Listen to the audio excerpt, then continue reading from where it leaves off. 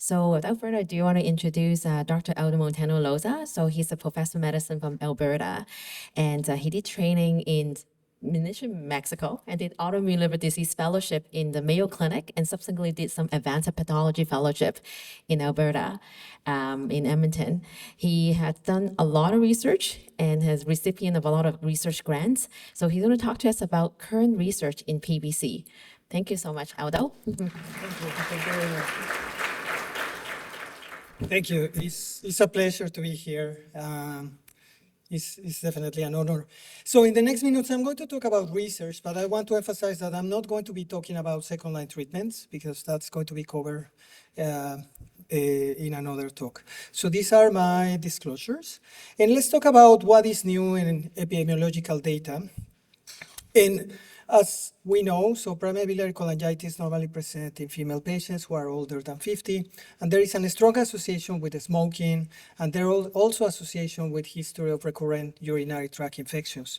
Having said that, more recent data has been showing that actually up to 25% of people with PBC, they are younger than 50 years old, and that definitely there is an association between being younger and having lower rates of biochemical response. In another hand, as you can see in the graphics, the female-male ratio seems to be decreasing. So that means that actually we are seeing more male patients with primary biliary cholangitis. And male patients normally present with a more advanced disease, and also they tend to respond lower with a lower frequency compared to female patients. This is a recent study that actually was published last month by our previous liver fellow, Jim Wong. So we did a meta-analysis and a systematic review, and actually we include over almost 130,000 patients with PBC across all over the world, and the prevalence was 18.1 for 1,000 people. And something that it was interesting is that it seems like the incidence or the prevalence, it seems like it's increasing in North America and also in the Western Pacific regions. And maybe this is also related to more awareness of the disease and better diagnosis. And this slide was already mentioned by JP. So this is what we knew about PBC, and I think the future is to try to do more epidemiological data, specifically with electronic medical records. And I don't think this is going to be particular for Alberta, but we put together this in Alberta because we have access to all the codes for diagnosis, and we identified more than 3,000 patients in Alberta. And basically, the prevalence was significantly higher, more than 1,000 per million of female population, and more than 286 per male. So I think this is also something important to try to have update data on epidemiological data to know the real burden of the disease. It's also interesting that this is a study from the Global PBC, and they analyzed more than 1,800 patients. To try to make it simple, in the graphic, basically what they are evaluating is the association of the latitude of the patients. So if they live more to the north or to the south, and the response to treatment. And actually, if we live more to the north, the response to treatment seems to be lower. And not only that, it seems like actually people who live in a higher latitude, they tend to have higher risk of decompensation and higher risk of developing decompensation, need a transplant, or liver-related mortality. So this we'll need to investigate in the future. And then what about the cause for primary biliary cholangitis? And at this moment, I'm going to discern a little bit from my colleague and friend, Dr. Andy Mason. I think there is more evidence coming up that PBC is an immune-related liver disease. And I'm going to mention a few research that has been done. Up to 95% of people who have primary biliary cholangitis, they have the most classical autoantibodies in autoimmune liver disease, that is antimitochondrial antibodies. And there are some consideration. It's more frequent in female patients, as most of the autoimmune liver conditions. There is evidence of a lymphocytic cholangitis in histology. There is the presence of autoantibodies. There is an increased rate of other autoimmune conditions. There is recurrence after liver transplant as other autoimmune conditions like PBC or autoimmune hepatitis. And so far, we have not identified a pathogenic agent. We know that the physiopathology is complex. Normally, there is a trigger that actually is going to cause the development of autoantibodies that actually are going to activate lymphocytes that are immune cells. And basically, they are going to release a cascade of molecules that we call chemokines and cytokines that are going to activate other immune cells that are going to damage the biliary cells, causing eventually fibrosis and cholestasis. But this is a really nice study from the University of Birmingham, where they were able to show that patients who have primary biliary cholangitis, they have specifically more infiltration of CD8 T cells in the cytoplasm of the biliary epithelial cells. And this internalization of these T cells is more frequency in patients with primary biliary cholangitis. More importantly, they identified that actually the way these T lymphocytes enter the biliary cells is by this receptor that the name is E-cadherin, and actually this could be one of the potential targets for treatment in the future. What about environmental exposure? So we all know, actually, this is a study from Jessie Dixon from UK. She was able to find clustering of cases of people with PBC if they live specifically close to coal mining, or they have heritage of coal mining workers. Also, there is an old study from New York, that actually they were able to demonstrate that there were clusters of people with PBC if they live closer to Superfund toxic waste. And we do know the association with the smoking, with the urinary tract infections, and there is some interesting studies showing that actually some bacteria that frequently cause urinary tract infections have molecular mimicry with specifically the antigens that are directed the anti-mitochondrial antibody.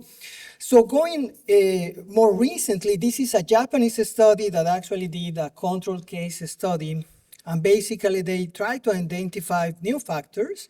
And basically, they find that those people who actually use air toilets when they were in their childhood, if they live in unpaved roads, if they smoke, if they use hair dye, if they have family history, C-section, what I think is important, it seems like all of them were independently associated with a higher risk of developing primary biliary cholangitis. So this is interesting research. I think we will need to also evaluate these factors in North American studies. And what else should we be doing research? I think the microbiome is important. There is not a lot of data in primary biliary cholangitis. We do know that patients with primary cholangitis, sometimes they have dysbiosis, so that means that the gut microbiome or the bacteria in the gut is different from healthy population. And we also know that actually there is one study showing that there is lower levels of one bacteria that the name is Pseudospira, and this correlates with positivity for an antibody that is anti-GP210 that is associated with a more aggressive presentation. What about diagnosis? Well, this is a nice paper from Dr. Tanaka that was published last year, and we all know that we normally need to do like a really comprehensive history, physical examination. Now we have access to better autoantibodies, not only anti-mitochondrial antibodies. We can request specific anti-nuclear antibodies that we see in PBC, like GP210 and SP100. And rarely we need to do a liver biopsy. We only do it if the clinical picture is suggestive of primary biliary cholangitis and we don't have diagnosis. But we may be able to identify patients who have a higher risk to develop primary biliary cholangitis in the future. This is a nice study from Dr. Alessandro Gerussi in Italy that actually he evaluated two large cohorts of people in Italy, and basically just doing a complex analysis specifically of a polygenic risk score according to sex, he actually was able to identify people who had PBC compared to controls. And actually, the area under the curve was more than 0.8. So that means that it's good. It's not perfect, but definitely this can tell us that maybe for people that we think they are at risk, some genetic scores may help us to identify earlier, to detect earlier, and also to start treatment at that earlier stage. What about changes in treatment goals? Well, we know that primary biliary cholangitis is a disease that can progress despite of treatment, so we all need to be aware that we need to evaluate the risk for progressing regardless of people receiving treatment, and then this has to continue for long term. And we do know that there are factors associated with better prognosis, that's response to ursodeoxycholic acid treatment, but we also know that people who actually have is younger at diagnosis, if they are male, if they have an advanced stage of presentation, or if they do not respond to the first-line treatment, they have a higher risk of needing a liver transplant. We also know that actually younger age is associated with a lower probability of response to first-line treatment. This is a nice study from Dr. Marco Carbone, and just emphasizing that, like, for example, the probability of have response to ursodeoxycholic acid if you are diagnosed younger than 30 years is 50% compared to basically 90% if the diagnosis is made when we are older than 70. And we know that normalization of alkaline phosphatase and bilirubin are really surrogate markers to identify patients who have good or poor prognosis. And there are so many scores, I'm not going to go over them, because I think the way that we are going to move in the future is aiming for normalization. So this may change in the future guidelines, because this is a nice study from the global PBC. And as you can see, these include patients who actually have achieved this alkaline phosphatase less than 1.67, the upper limit of normal, but they were not normal. And basically, patients who are normal, in this case, marked in yellow, they have a significantly better prognosis compared to those people who actually achieve the alkaline phosphatase less than 1.67, but they were still not normal. So I think normalization will be the future. Also, maybe the future is going to be to consider second-line treatments earlier. Maybe we don't need to wait for a year. This is also a nice study from global PBC. And basically, if the alkaline phosphatase is more than 1.9 times the upper limit of normal at 6 months, there is a 90% chances that people with these levels are not going to respond. So maybe at 6 months is a good time to make decisions about the use of second-line treatments. What else about prognosis? I think definitely FibroScan is really important. We have a lot of evidence since a decade ago that people who have a FibroScan with a value or liver stiffness more than 9.6, they have a higher risk of liver decompensation, liver transplant, or mortality related to liver dysfunction. But we also know that the FibroScan value, it may depend, or the response to treatment may be more important in people who have high FibroScan. This is a busy table, but I'm just going to mention. If the FibroScan is less than 10, the prognosis is actually quite good. In achieving complete normalization of liver enzymes, that may translate in a survival benefit of 6 months. However, if the FibroScan is more than 10 and we achieve normalization of the liver enzymes, this is going to translate in a survival benefit of 20 months. So it seems like also the FibroScan can help us to decide when we need to be more aggressive, but we should aim for normalization in all patients. FibroScan also help us to stratify in a relatively easy fashion, which patients have a higher risk of complications. Again, FibroScan in this case more than 14. And those who have a low risk with FibroScan less than 8 and moderate in between. And there is some data suggesting that any changes in the FibroScan may be associated with worse outcomes. And I'm just going to present also a study that was presented in a plenary session a few weeks ago in the European meeting. Again, our fellow present this on behalf of the global PBC. And basically, we know that liver stiffness is important. We know that biochemical response is important. But what we don't know is what happened with people who actually have biochemical response, but the FibroScan is getting worse, or vice versa. So what happened with discordant patients who have biochemical response and no liver stiffness response, and vice versa? So we evaluate this large cohort. We include basically 1,793 patients who at least has 2 reliable FibroScan during follow-up. And then we analyze the biochemical response and the improvement in the FibroScan. And 52% of people actually have this discordant between biochemical response and FibroScan response. And when we evaluate what happened with what is the difference on FibroScan improvement that is significant is at least 10%. So as you can see in these graphics, actually, people who start treatment and the FibroScan improve at least in 10% and preferentially 20% from baseline, they have a significant better outcome, in this case in the line marked in yellow, compared to those people who actually the FibroScan does not improve or get worse.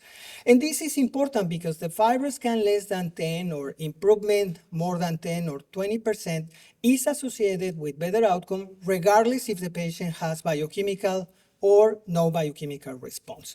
So this study is actually going to be published pretty soon, has been accepted in Journal of Hepatology. So discordant response between FibroScan and biochemical response is quite frequent, 55%. And it seems like the FibroScan more than 10 is actually useful to discriminate patients who have a higher risk of worse clinical outcome. And lastly, I'm just going to touch about symptoms. And we know that actually fatigue, pruritus, and other symptoms of autoimmune conditions are quite prevalent, and it's important to report them and to deal with them. This is a nice study from Gideon. This is Crystal Leung who present this in EASL. And it was really important to see that the frequency of pruritus is quite significant, 67%, 23% moderate to severe pruritus. And it was a really interesting association between having Zika or dry mouth and dry eyes and more fatigue. So this was a really interesting study. What is in the future? There are many medications that are being evaluated for the treatment of PBC. Some of them target cholestasis, but also some of them are actually targeting the microbiome, and some of them are also targeting fibrogenesis. So hopefully we will see them in the future. But I guess I'm just going to touch base regarding the IBATs. We know that actually linerixibat actually is a medication that inhibits the absorption of bile acids in the ileum and is actually quite effective for the treatment of pruritus. And these studies actually has been shown that there is a tight association between having pruritus and having more depression, having poor quality of life, and actually also having poor quality of sleep. Actually, this study was able to demonstrate that patients who have severe pruritus, they have a quality of life that is similar to patients who have severe Parkinson's disease or severe congestive heart failure. So we really need to improve the condition here. And this is a study by Gideon that actually was able to present that linerixibat was associated with significant improvement in pruritus, and that led actually to improvement in sleep interference and fatigue. And good news is that there are other options in the horizon. This is another IBAT that is volixibat. This is the Vantage study that actually is enrolling patients with different doses of volixibat. And it seems like over 16 weeks, it was really significant improvement in pruritus that were persistent, and it was actually well tolerated. So here I'm just showing the difference between the different doses of the volixibat and the placebo that were significant for the IP. And interestingly, it was really important to see that this reflects also in improvement in fatigue and also in other aspects like emotional improvement. So I would like to finish my talk saying that it seems like the prevalence of primary biliary cholangitis is increasing worldwide.